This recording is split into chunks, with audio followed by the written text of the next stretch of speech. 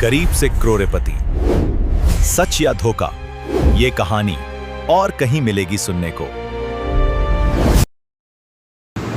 ये रहा the singularity saga season 5 का एक और बेहद लंबा, यथार्थवादी, रियलिस्टिक और रोंगटे खड़े कर देने वाला महाखंड।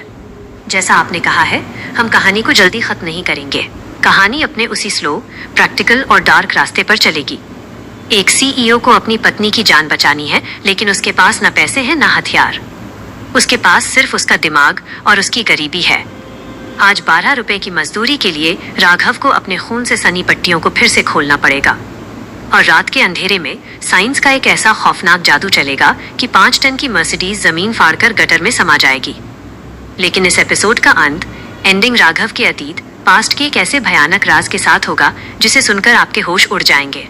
पसीने की बदबू, मिट्टी के गिरने की आवाज और मास्टरमाइंड की इस खौफनाक शतरंज को महसूस कीजिए। महागाथा, 12 रुपए का वॉल्व, मिट्टी का खेल और प्रोफेसर यश का खौफनाक राज, the 12 rupees valve, the soil game and professor Yash's terrifying secret. अध्याय 706, 12 रुपए की बेबसी माइनस स्लो बिजनेस का नया दिन। भाग 1, हाई प्रेशर की जरूरत। स्थान, गली नंबर 4, राघव का गटर वाला गोदाम। समय, दोपहर के 1 बजे। राघव अपने खून से सने नंगे पैरों के साथ गटर के कीचड़ में बैठा था। उसका दायां हाथ, राइट हैंड, जिसे उसने खुद सोल्डरिंग आयरन से जलाया था, अब सूजकर पीला पड़ चुका था। इन्फेक्शन बढ़ रहा था, लेकिन राघव के दिमाग में दर्द की कोई जगह नहीं थी। उसके सामने ईएमपी एमिटर का ढांचा रखा था, जिसे चलाने के लिए उसे विक्रम की उस 5 टन मर्सिडीज जी वैगन का टैक्टिकल पावर सेल चाहिए था। वो गाड़ी बाजार के मेन चौराहे पर खड़ी थी, जिसके चारों तरफ 20 भारी हथियारों से लैस कमांडो खड़े थे। राघव सूखी आवाज में, इरफान, गाड़ी तक जाना नामुमकिन है। हम गाड़ी को खुद अपने पास बुलाएंगे। मुझे एक हाई प्रेशर ब्रास वाल्व व पीतल का वॉल्व चाहिए, कबाड़ी मार्केट से। इरफान उदास होकर, उस्ताद, हमारी जेब में 1 रुपया नहीं है। कल की 10 रुपए की कमाई हमने खाने में लगा दी। कबाड़ी हमें फ्री में 1 कील नेल भी नहीं देगा। राघव अपनी जगह से उठा। भीख मांगना सीईओ की फितरत नहीं होती इरफान। चलो बाजार में कोई खराब मशीन ढूंढते हैं। भाग 2, प्लम्बर का गुरूर। दोनों नंगे पैर बाजार की तरफ निकले। धूप इतनी तेज थी कि सड़क का तारकोल पिघल रहा था। एक पुराने प्लम्बर रामू की दुकान पर भीड़ लगी थी।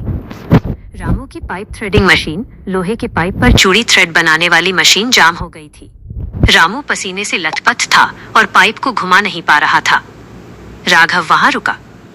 रामू उस्ताद, इसकी डाई हेड में लोहे का बुरादा फंस गया है। मैं इसकी अलाइनमेंट ठीक कर दूंगा। मुझे 12 रुपए दे देना। रामू ने राघव के फटे कपड़े और जले हुए हाथ को देखा। रामू हंसते हुए, अबे लंगड़े कबाड़ी, तेरा एक हाथ तो जला हुआ है, तू लोहे की मशीन क्या ठीक करेगा?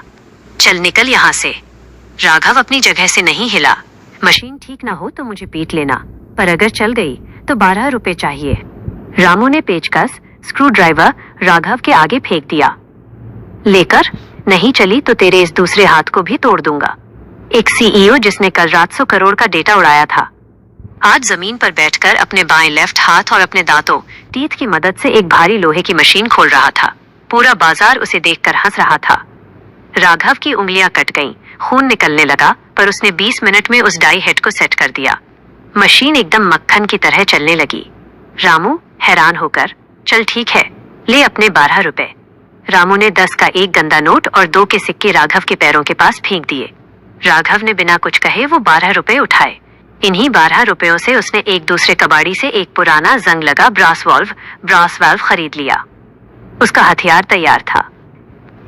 अध्याय 707, हाइड्रोलिक अंडरमाइनिंग माइनस जमीन के नीचे का खेल। भाग 1, गटर की अंधेरी दुनिया। समय, रात के 11 बजे। राघव और इरफान बाजार के उस मेन चौराहे के ठीक नीचे मेन सीवर लाइन में उतर गए थे। कीचड़ उनके सीने तक था। बदबू ऐसी थी कि इरफान को उल्टी वॉमिट आ रही थी। राघव अपने दिमाग में बाजार का ब्लूप्रिंट बना रहा था। राघव, इरफान, ठीक हमारे ऊपर सड़क पर वो 5 टन की मर्सिडीज खड़ी है और इस सीवर लाइन की ईंटों, ब्रिक्स के ठीक ऊपर मिट्टी, सॉइल है और मिट्टी के ऊपर सड़क का डामर, तारकोल, एस्फॉल्ट। राघव ने अपना वो जंग लगा 12 रुपए का ब्रास वॉल्व निकाला। उसने सीवर के बगल से गुजर रही high pressure municipal water line, पानी की मेन पाइप में एक छोटा सा छेद किया और वहां वो वॉल्व फिट कर दिया। भाग 2, पानी की ताकत, the physics of erosion. Raghav बर्फीली आवाज में, इरफान, अगर मैं बम फोड़ूंगा तो कमांडो मुझे मार देंगे, लेकिन फ्लूइड डायनामिक्स पॉन पानी की ताकत अपना काम शांति से करती है। इसे हाइड्रोलिक अंडरमाइनिंग कहते हैं। राघव ने वॉल्व खोल दिया। FSSSHHHH पानी की एक बेहद पतली लेकिन रेजर शार्प और हाई प्रेशर धार जेट सीधे ऊपर की तरफ सड़क के नीचे की मिट्टी सॉइल पर बजने लगी। पानी के प्रेशर ने धीरे धीरे सड़क के नीचे की मिट्टी को काटना, इरोड शुरू कर दिया। मिट्टी कट कर सीवर के पानी में बहने लगी। ऊपर सड़क जैसी थी वैसी ही दिख रही थी, लेकिन सड़क के नीचे एक बहुत बड़ा खोखला गड्ढा, सबटरेनियन कैविटी व सिंकहोल बनना शुरू हो गया था। राघव और इरफान अगले 3 घंटे तक उस गंदे कीचड़ में चुपचाप खड़े रहे। मिट्टी धीरे धीरे बह रही थी। राघव का जला हुआ हाथ कीचड़ के इन्फेक्शन से फटने को तैयार था, पर सीईओ की आंखें ऊपर गड़ी थीं। अध्याय 708, रजा का मौन, शतरंज का दूसरा खिलाड़ी। भाग 1, प्रेशर ड्रॉप। रात के 2 बजे ऊपर बाजार में इंजीनियर रजा अपने ऑफिस, जो साफ हो चुका था, में बैठा था। वो पानी पीने के लिए बेसिन पर गया। उसने नल टैप खोला। पानी का प्रेशर अचानक बहुत कम लो हो गया था। रजा एक इंजीनियर था। उसका दिमाग तुरंत दौड़ा। रजा खुद से तारांकन, बाजार में पानी का प्रेशर अचानक कम क्यों हुआ? कहीं कोई बड़ा लीक तो नहीं? या फिर? रजा ने खिड़की से बाहर चौराहे पर खड़ी विक्रम की मर्सिडीज को देखा। रजा की आंखें हैरानी और रिस्पेक्ट से फैल गईं। एक इंटेलिजेंट दिमाग ने दूसरे मास्टरमाइंड का प्लान डिकोड कर लिया था। रजा हंसते हुए पागलों की तरह, सिंकहोल। वो लंगड़ा कबाड़ी सड़क के नीचे की मिट्टी काट रहा है। पानी के प्रेशर से वो गाड़ी को जमीन फाड़कर नीचे खींचना चाहता है। चंदर सोता हुआ उठा। क्या हुआ रजा? मास्क वाला आया क्या? कमांडोज को बुलाऊं? रजा ने तुरंत अपने होठों पर उंगली रखी। रजा कुटिल मुस्कान के साथ, नहीं चंदर, चुप रहो। विक्रम की फौज ने हमें हमारे ही बाजार में गुलाम बना दिया है। आज रात मैं देखना चाहता हूँ कि एक जिंदा भूत राघव इन कॉर्पोरेट कुत्तों की क्या हालत करता है। हम चुपचाप तमाशा देखेंगे। रजा ने राघव का प्लान पता होने के बावजूद कमांडोज को अलर्ट नहीं किया। ये थी 2 जीनियसेस के बीच की एक साइलेंट रिस्पेक्ट। अध्याय 709, जमीन का फटना माइनस ग्रेविटी का इंसाफ। भाग 1, आखिरी प्रहार। नीचे सीवर में समय रात के 2:45 बजे। सड़क के नीचे 10 फुट लंबा और 8 फुट गहरा गड्ढा बन चुका था। ऊपर 5 टन की मर्सिडीज अब सिर्फ 1 इंच मोटे डामर एस्फॉल्ट क्रस्ट के सहारे हवा में लटकी थी। लेकिन डामर बहुत लचीला, फ्लेक्सिबल होता है। वो अपने आप नहीं टूट रहा था। राघव ने अपना टूटा हुआ काला वेल्डिंग मास्क पहना। उसने कबाड़ से एक पुराना हाइड्रोलिक कार जैक निकाला। उसने जैक को एक पुराने लोहे के पाइप पर रखा और सड़क की उस पतली परत क्रस्ट के ठीक नीचे लगा दिया। राघव, इरफान, पीछे हटो, अब ग्रेविटी अपना खेल दिखाएगी। राघव ने अपने एक हाथ से जैक का हैंडल पंप करना शुरू किया। कचंक। जैक ने ऊपर सड़क की परत पर टेंशन क्रिएट किया। भाग 2, द सिंकहोल कोलैप्स। ऊपर सड़क पर 4 कमांडो गाड़ी के बोनट से टेक लगाकर सिगरेट पी रहे थे। अचानक जमीन से एक भयानक CRRRAAACK की आवाज आई। कमांडो घबराकर, ये क्या आवाज थी? भूकंप, अर्थक्वेक है क्या? लेकिन तब तक बहुत देर हो चुकी थी। जैक के प्रेशर से डामर की परत टूट गई और 5000 किलो की मर्सिडीज जी वैगन का वजन उस टूटी हुई सड़क पर पड़ा। Boom, crash, KRAAASH। पूरी की पूरी सड़क एक 10 फुट बड़े सिंकहोल के रूप में अंदर धंस गई। वो 5 टन की मर्सिडीज 2 कमांडोज के साथ जमीन फाड़कर सीधे 15 फुट नीचे उस अंधेरे सीवर गटर में आकर गिरी। कीचड़ और गंदे पानी का एक भयानक फव्वारा उड़ा। ऊपर बचे हुए कमांडोज में हाहाकार मच गया। गाड़ी जमीन के अंदर धंस गई। पूरा रास्ता फट गया। हेल्प। अध्याय 710, मौत का डैशबोर्ड माइनस अतीत का खौफनाक राज। भाग 1, द हाइस्ट। नीचे सीवर में धूल और कीचड़ का गुबार था। मर्सिडीज औंधे मुंह अपसाइड डाउन गिरी थी। दोनों कमांडो एयरबैग खुलने के बावजूद बेहोश थे। अंधेरे कीचड़ के बीच काला मास्क पहने हुए राघव आगे बढ़ा। उसके हाथ में एक भारी लोहे की रॉड थी। उसने गाड़ी का क्रश हो चुका बोनट एक ही झटके में उखाड़ फेंका। वहां इंजन के पास एक चमकता हुआ नीला tactical fusion power cell battery लगा था। राघव ने उस पावर सेल को निकाला और अपने ईएमपी एमीटर की डिवाइस में प्लग कर दिया। डिवाइस चार्ज हो गई। खुशी को बचाने का हथियार तैयार था। भाग 2, एक जानी पहचानी आवाज। लेकिन तभी क्रैश हुई मर्सिडीज के टूटे हुए डैशबोर्ड की इनक्रिप्टेड स्क्रीन अचानक ऑन हो गई। स्क्रीन पर एक सिक्योर वीडियो कॉल कनेक्ट हो रही थी। राघव मुड़कर चला जाता, लेकिन तभी स्पीकर से एक आवाज आई। एक ऐसी आवाज जिसे सुनकर राघव के दिमाग की नसें झंझना उठी। आवाज स्पीकर से, brilliant physics Raghav, as always तुमने वेंचुरी इफेक्ट और हाइड्रोलिक अंडरमाइनिंग का बिल्कुल वैसा ही इस्तेमाल किया जैसा मैंने तुम्हें तुम्हारी कॉलेज के आखिरी साल में सिखाया था। राघव मास्क के अंदर पसीने से भीग गया। उसके पैर जमीन से चिपक गए। उसने धीरे से मुड़कर उस डैशबोर्ड की स्क्रीन को देखा। स्क्रीन की रोशनी में एक 60 साल के आदमी का चेहरा दिख रहा था। उस आदमी ने सफेद कोट पहना था, आंखों पर चश्मा था और उसके चेहरे पर एक बहुत ही शांत लेकिन खौफनाक मुस्कान थी। राघव कांपते हुए फुसफुसाया, प्रोफेसर यशवर्धन। भाग 3, द अल्टीमेट क्लिफहैंगर बराज। स्क्रीन पर दिख रहा आदमी कोई और नहीं, राघव का कॉलेज का फिजिक्स प्रोफेसर था। वो आदमी जिसने राघव को इंजीनियरिंग की ABC सिखाई थी, जिसके आशीर्वाद से राघव ने सिंगुलैरिटी कॉर्प शुरू की थी। और यही आदमी डार्क वेब का वो खौफनाक ब्रोकर था जिसे दुनिया यश के नाम से जानती थी। प्रोफेसर यश हंसते हुए, welcome to the real world my favourite student, welcome to the real world my favourite student. Vikram तो सिर्फ मेरा एक मोहरा पपेट है। प्रोजेक्ट वॉइड मेरी ही सोच थी जिसे मैंने तुम्हारे दिमाग के जरिए सच बनवाया। राघव गुस्से और दर्द से चीखते हुए, आपने मेरी खुशी को पेशेंट जीरो बनाया। आपने मेरे साथ धोखा किया। प्रोफेसर यश ठंडी आवाज में, साइंस किसी की सगी नहीं होती राघव। तुमने EMP बना लिया है। कांग्रेचुलेशंस। खुशी को बचाने का हथियार तुम्हारे हाथ में है। लेकिन प्रोफेसर यश अचानक कैमरा के बिल्कुल पास आया। उसकी आंखों में एक शैतानी अंधेरा था। लेकिन तुम एक कैलकुलेशन भूल गए राघव। वॉइड एनर्जी को सिर्फ मिटाया नहीं जा सकता, उसे ट्रांसफर स्थानांतरित करना पड़ता है। तुम्हारा वो EMP खुशी के अंदर से उस नीली एनर्जी को खींच लेगा, लेकिन उसे जिंदा रखने के लिए वो EMP उस एनर्जी को किसी और मैचिंग DNA वाले इंसान में ट्रांसफर कर देगा। राघव की आंखें फटी की फटी रह गईं। प्रोफेसर यश और उस एनर्जी को सहने वाला मैचिंग DNA इस वक्त तुम्हारे ठीक पीछे खड़ा है, वो चाय वाला लड़का इरफान। बूम, राघव का दिमाग सुन्न पड़ गया। प्रोफेसर यश, अगर तुमने उस EMP का ट्रिगर दबाया तो खुशी ठीक हो जाएगी, लेकिन वो सारी वॉइड एनर्जी 1 सेकंड में इरफान के अंदर चली जाएगी। और क्योंकि उसके पास कोई कूलिंग सिस्टम नहीं है, इरफान वहीं तुम्हारे सामने जलकर राख हो जाएगा। स्क्रीन पर प्रोफेसर यश की हंसी गूंजने लगी। अब चुनाव करो, मेक योर चॉइस CEO। या तो अपनी पत्नी खुशी को मरने दो, या इस मासूम अनाथ बच्चे इरफान को अपने हाथों से मौत के घाट उतार दो। फिजिक्स की इस आखिरी परीक्षा में तुम्हारा स्वागत है। स्क्रीन अचानक ब्लैक हो गई। गटर के उस अंधेरे बदबूदार कीचड़ में राघव खड़ा था। उसके एक हाथ में पावर सेल था जो खुशी का जीवनदान था, और उसके ठीक पीछे इरफान खड़ा था जो अपने उस्ताद को भगवान मानता था। राघव के सामने अब कोई मशीन या फिजिक्स की चुनौती नहीं थी। अब उसके सामने उसकी इंसानियत, ह्यूमैनिटी और उसकी मोहब्बत, लव के बीच एक ऐसी खौफनाक शतरंज थी जिसमें उसकी हार तय थी। कहानी का विश्लेषण, प्रैक्टिकल सस्पेंस। 12 रुपए की बेबसी।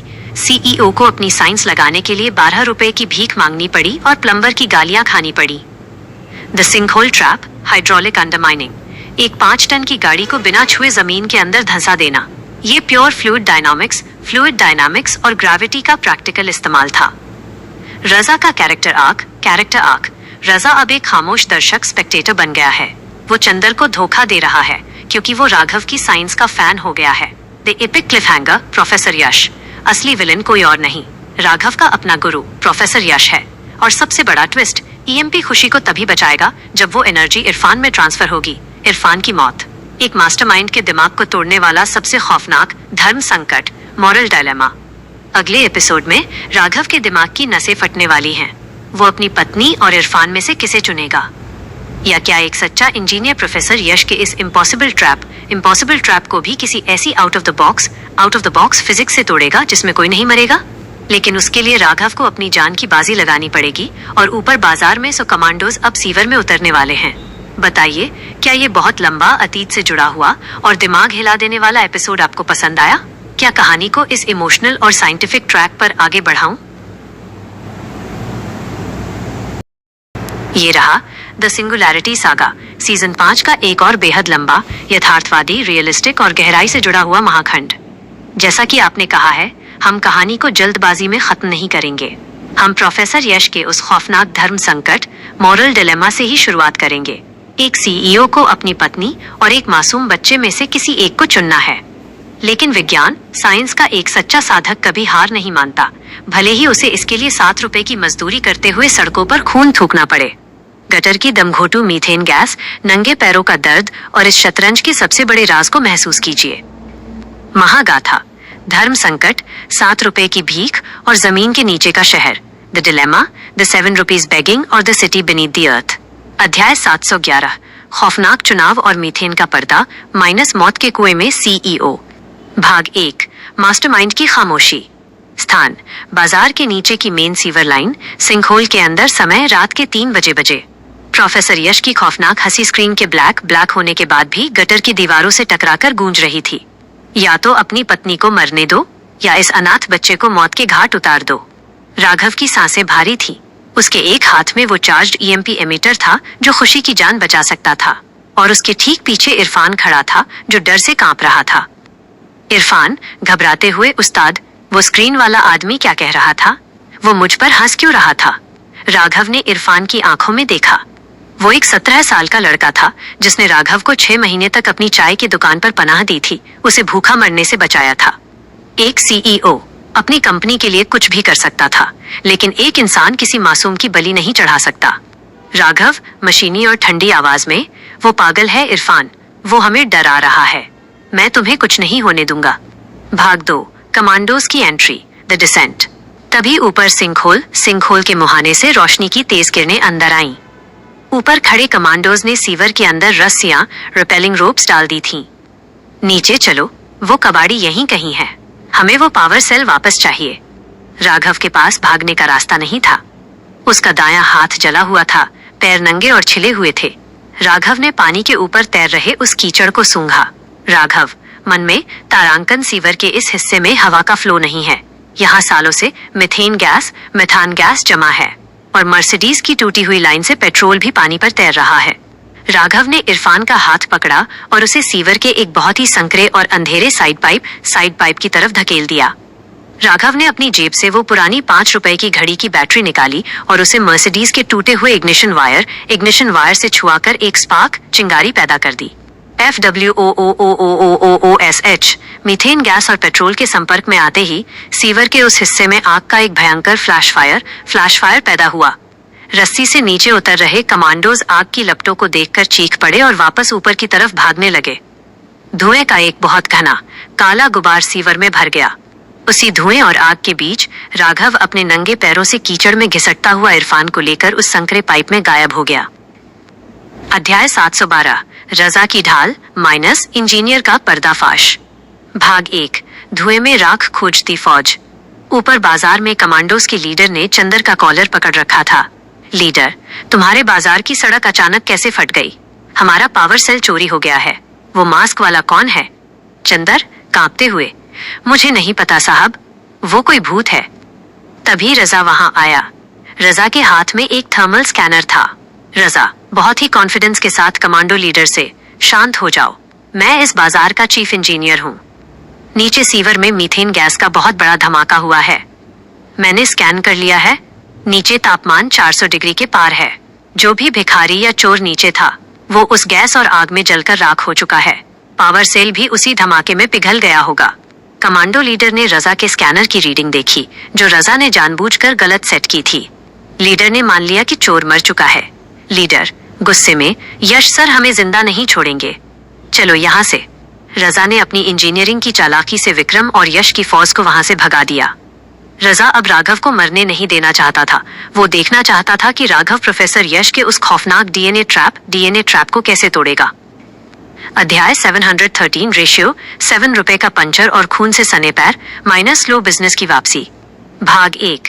एक नई सुबह, एक नया दर्द। अगली सुबह 10 बजे राघव और इरफान बाजार से बहुत दूर एक झुग्गी बस्ती के पीछे बने एक खाली टूटे हुए गोदाम में छिपे थे। राघव की हालत खराब थी। सीवर से भागते वक्त लोहे का एक नुकीला तार उसके बाएं पैर में बहुत गहराई तक घुस गया था। वो अब लंगड़ा कर भी नहीं चल पा रहा था। इरफान के पास पावर सेल था, लेकिन दोनों के पेट में चूहे कूद रहे थे। राघव जमीन पर हांफते हुए, इरफान, यश ने जो ट्रैप बनाया है उसे तोड़ने के लिए मुझे इस ईएमपी के अंदर एक डमी कार्बन लोड लगाना होगा। मुझे एक पुराना इग्निशन कॉइल चाहिए और खाने के लिए रोटी। इरफान, उस्ताद, हम इस हालत में काम कैसे मांगेंगे? भाग 2। दर्द की कीमत सिर्फ 7 रुपए। राघव किसी तरह रेंगता हुआ उस झुग्गी के बाहर एक सड़क किनारे पहुंचा, जहां एक रिक्शे वाले का टायर पंचर था और वो परेशान खड़ा था। राघव सूखी आवाज में, मैं पंचर बना दूंगा, मुझे 7 रुपए और एक पुराना तार दे दो। रिक्शे वाले ने उस लहूलुहान फटेहाल आदमी को देखा।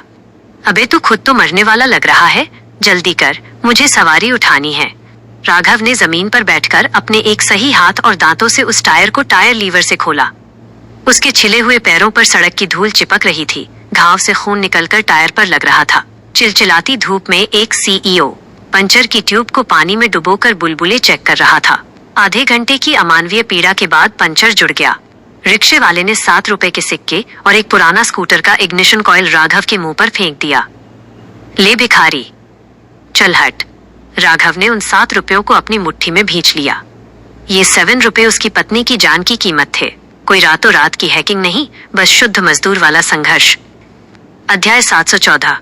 Dummy load, the dummy load hack, minus professor Yash को मात देने की तैयारी। भाग 1। फिजिक्स का तीसरा रास्ता।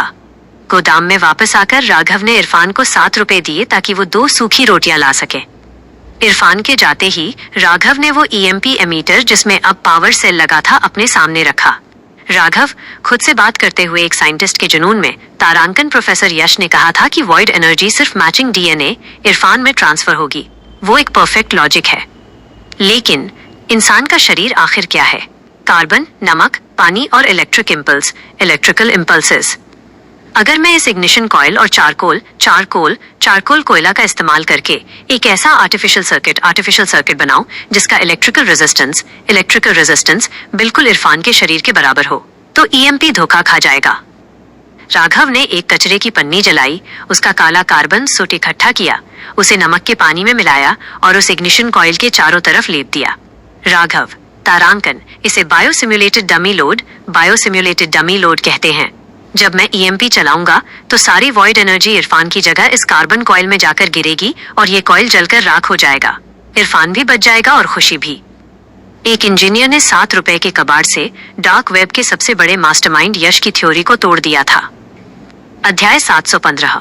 अतीत का खौफनाक राज, द अल्टीमेट क्लिफहैंगर, जमीन के नीचे का शहर। भाग 1। लोकेशन की तलाश। अब हथियार तो तैयार था, ईएमपी जोड़ डमी लोड, लेकिन खुशी थी कहाँ? राघव को विक्रम और यश की उस 100 करोड़ की अंडरग्राउंड लैब का एड्रेस चाहिए था।